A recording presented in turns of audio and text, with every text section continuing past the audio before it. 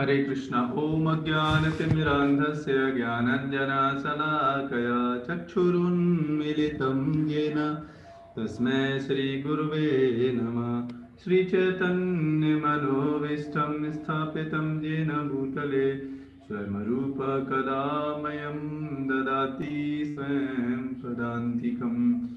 वन्देऽहं श्रीगुरो श्रीयुतपदकमलं श्रीगुरुन् वैष्णवांश्च श्रीरूपं साग्रजातं सहिगणरघुनाथवितं तं सजीवं साधुवैतं सावधूतं परिजनसहितं कृष्णचैतन्यदेवं श्रीराधाकृष्णपादान् सहिगणललिता श्रीविशाखान्वितांश्च।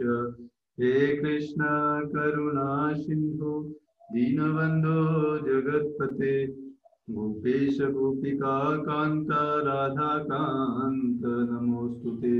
तप्त काञ्चन गौराङ्गी राधे वृन्दावनेश्वरी वृषभानुसुते देवी प्रणमामि हरिप्रिये।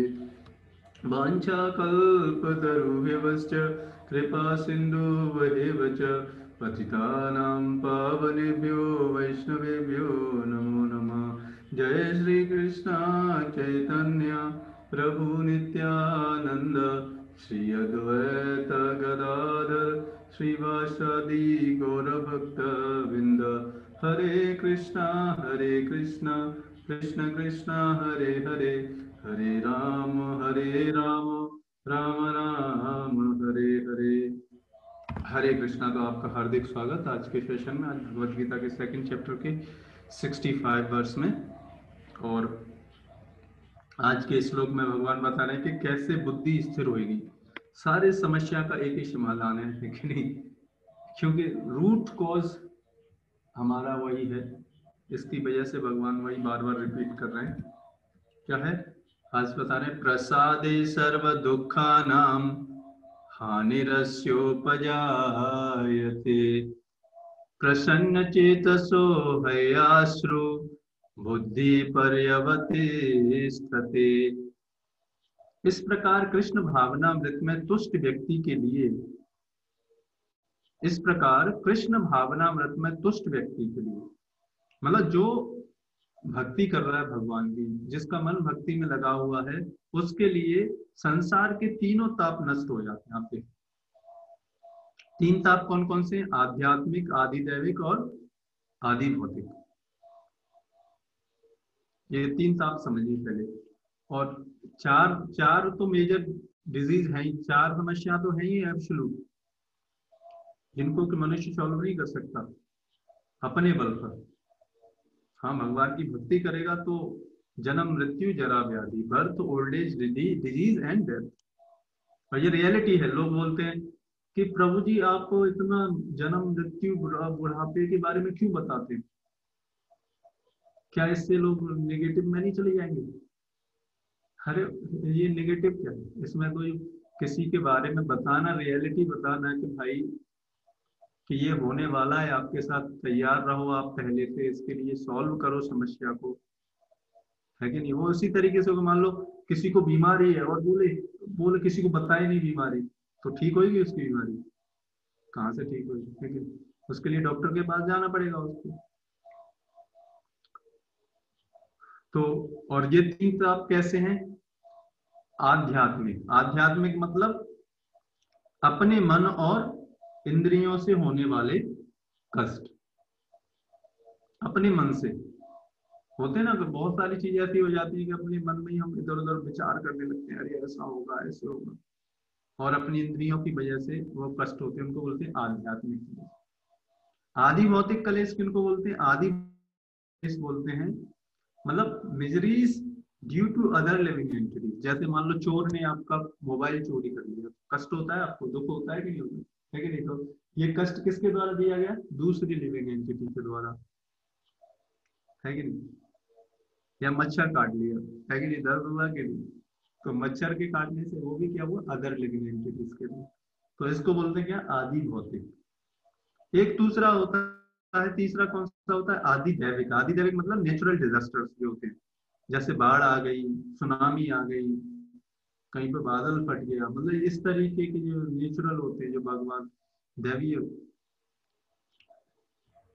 तो ये 3 कष्ट ये हैं, 4 कष्ट वो हैं, 4 मेजर प्रॉब्लम्स वो हैं, और 3 प्रॉब्लम, ये मतलब 7 प्रॉब्लम्स है। इनसे छुटकारा व्यक्ति को मिल जाता है। कैसे व्यक्ति को मिल जाता है? और ये रियलिटी है। जो व्यक्ति कृष्ण भावना व्रत में लगा रहता है उसके लिए, इसलिए आप देखो भगवत गीता में भगवान ने इसलिए बोला, क्यों बताया? सुख और दुख इंद्रियों से होने वाले ज्ञान है, बोध है। केवल ये सुख और दुख हमारे मन में बैठे हुए हैं बस। आज किसी चीज के लिए हम दुखी हैं, और कल हो सकता है उसी चीज के लिए सुखी हो जाए। है कि नहीं? इसलिए भगवान ने क्या बोला कि कृष्ण भावना मृत का प्रैक्टिस करो। उससे क्या होगा? ये तीनों जो ताप हैं, अदर लिविंग एंटिटीज, अपने मन और बुद्धि, और नेचुरल डिजास्टर्स, इन सब परिस्थितियों में हम रहना सीख जाएंगे। यही सीखना है।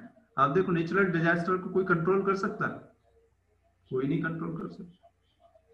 दूसरी लिविंग एंटिटी बहुत पावरफुल है, तो भी नहीं आप रोक सकते उसको, है कि नहीं? और अपनी मन मुद्री इंद्रियों पर भी हमको बस नहीं है, अपने और अपने बल पर तो हम उनको बस में कर ही नहीं सकते। तो देखो तीनों, इसमें भी कोई कंट्रोल नहीं है। और ऐसी तुष्ट चेतना होने पर उसकी बुद्धि शीघ्र ही स्थिर हो जाती है। और आप देखो जब व्यक्ति इस तरीके से फोकस्ड हो गए, जब उसका एक ही गोल है, आप देखो जीवन में क्या करना है, एक ही काम करना है, क्या? भगवान की प्रसन्नता के लिए कार्य करना। तो उससे क्या होगा? इधर उधर सोचने की जरूरत नहीं पड़ेगी कि अरे ये भी कर लें क्या, ये भी कर लें, ये भी कर लेते हैं। क्योंकि इंद्रियां जैसे ही इंद्रिय विषयों के ध्यान है तो विषयान पुंसा, जैसे ही इंद्रियों विषयों के पास जाएंगी वैसे ही इच्छाएं, कंटेम्पलेशन होगा वैसी इच्छाएं, अरे ये भी कर लें क्या, है कि नहीं?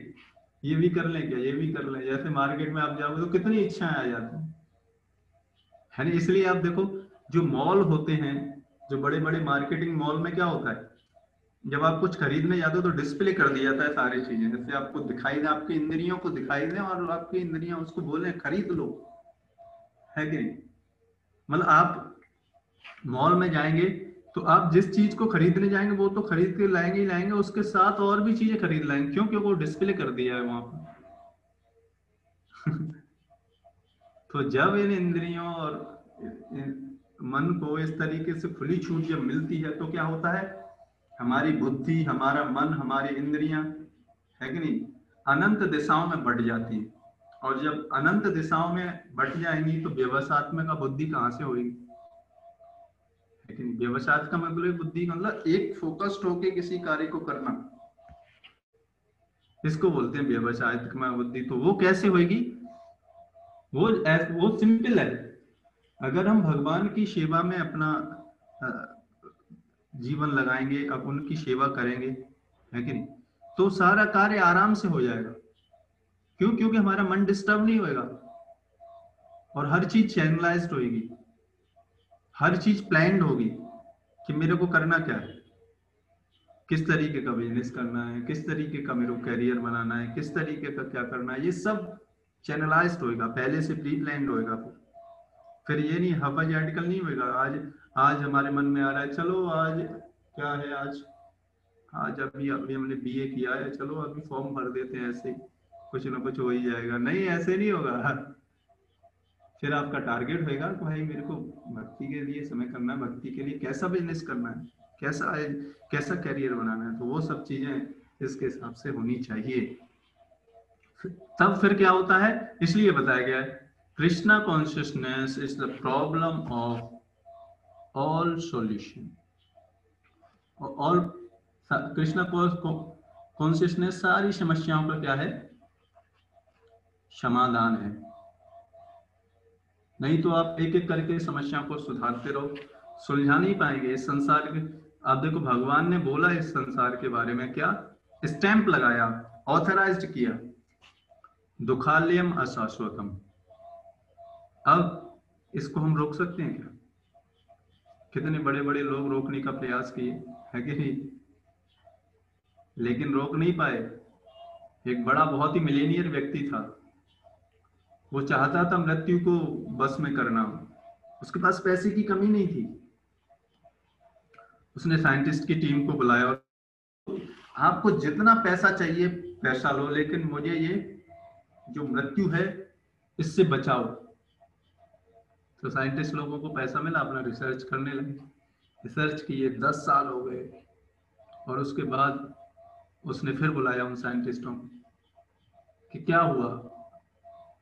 उन्होंने बोला देखो जी, हमने रिसर्च किया है कि मृत्यु होती है कब होती है, जब शरीर में ये जो सेल है ना, कोशिकाएं हैं, वो क्या होती हैं, वो मर जाती हैं और नई कोशिकाएं बढ़ जाती हैं। इसको हम एजिंग प्रोसेस बोलते हैं।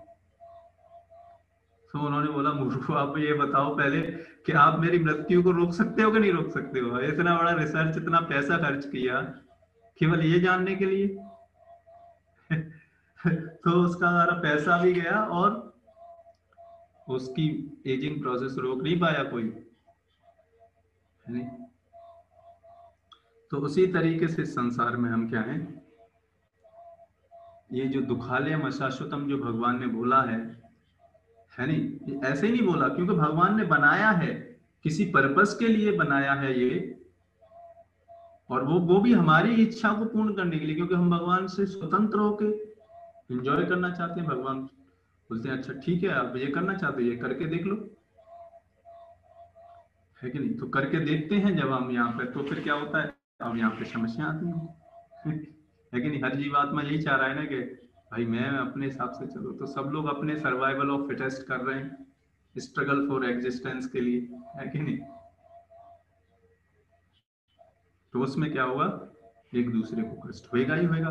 तो उस कष्ट को क्या करना है, उसको सहन करना है। और वो सहन आसानी से हो सकता है जब आपके पास हायर पर्पज होता है। मैं आपको प्रैक्टिकल उदाहरण देता हूं।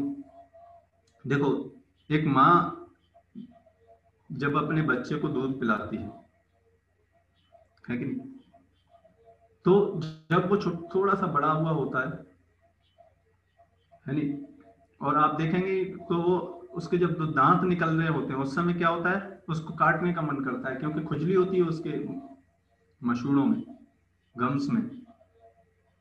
तो वो क्या करता है, वो माँ के जो स्तन से दूध पी रहा था उसको काटने का प्रयास करता है। अब माँ को कष्ट हो रहा है, अब देखो बच्चे को दूध पिलाना है तो कष्ट हो रहा है माँ को, लेकिन उसको वो कष्ट क्या है, सुख प्रदान कर रहा है। इसलिए तो भगवान ने बोला देखो, है नहीं, ये इंद्रियों से उत्पन्न होने वाला बोध है सुख और दुख। और किसकी तरह, सर्दी वर्षा गर्मी, इस वर्षों के ऋतुओं की तरह है। तो उस माँ के लिए वो कष्ट क्या है, सुख प्रतीत हो रहा है। क्यों हो रहा है उसको, कि वो बच्चा बड़ा हो रहा है और उसको बड़ा आनंद आ रहा है उस कष्ट को सहन करने में, है कि नहीं? उसी तरीके से जब हमारे जीवन में बड़ा उद्देश्य होता है, हमें पता होता है हमारे जीवन का उद्देश्य क्या है, इससे सबसे, क्योंकि हम सारा सारा कार्य किसके लिए कर रहे हैं, अपने लिए कर रहे हैं कि नहीं कर रहे? कुछ भी करें, चाहे बिजनेस करें, चाहे पढ़ाई करें, चाहे कुछ भी क्यों ना करें, हर कार्य किस लिए, कि हमको थोड़ा सुख मिल जाए, है कि नहीं?